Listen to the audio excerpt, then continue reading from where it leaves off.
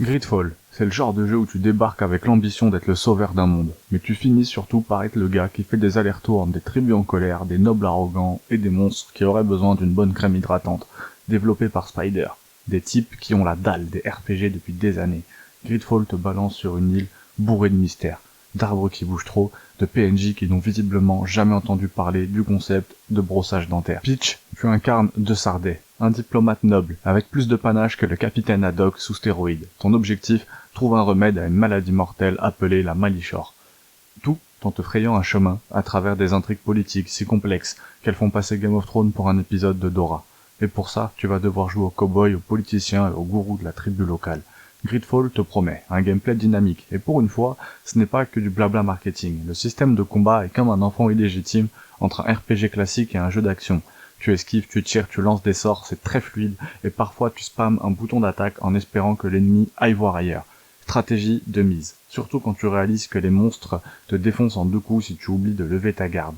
Mais ce qui est vraiment fun, c'est que même si tu es vraiment mauvais en combat, tu peux littéralement parler ta sortie de la plupart des situations. C'est très bizarre.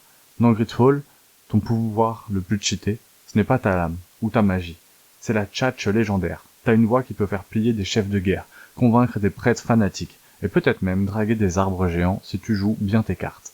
L'île. Franchement, l'île, graphiquement, on sent que Spider a mis toutes ses économies dans ses environnements. L'île, elle te fait dire ok, les open world c'est pas mort. Entre les forêts hantées, les camps de bandits, les villages tribaux, chaque lieu te donne envie de poser tes valises, ou de fuir en hurlant, selon ce qui arrive. Les monstres, eux, semblent tout droit sortis d'un cauchemar Lovecraftien. C'est pas un jeu d'horreur, mais franchement la faune locale pourrait postuler dans Resident Evil sans problème. Gridfall a une obsession maladive pour les dialogues. Ici, tout le monde a des choses à dire. Même le mec random qui garde une porte. Chaque décision que tu prends a des conséquences. Et certaines quêtes secondaires sont tellement bien écrites qu'elles éclipsent parfois l'intrigue principale. Mais bon, le vrai plaisir, c'est de manipuler tout le monde pour que ça finisse en baston ou en câlin collectif. Gridfall, c'est le RPG parfait pour les fans de jeux à choix multiples, d'ambiance mystérieuse et de loot vraiment stylé. Il a pas mal de défauts, bien sûr, des animations très rigides, des persos secondaires qui te suivent comme des stalkers, et quelques combats qui ressemblent plus à un bras de fer qu'à une danse épique. Mais franchement, c'est un diamant brut, qui te plonge dans un univers captivant, où chaque dialogue pourrait changer le destin du monde, ou au moins remplir ton carnet de quêtes. En résumé, si t'aimes les jeux où tu peux taper, parler, ou tout simplement regarder les paysages en rêvant à une vie meilleure, Gridfall est fait pour toi. Spider a frappé un grand coup avec ce jeu, franchement c'est une masterclass. Fake it till you make it dans ce monde du RPG.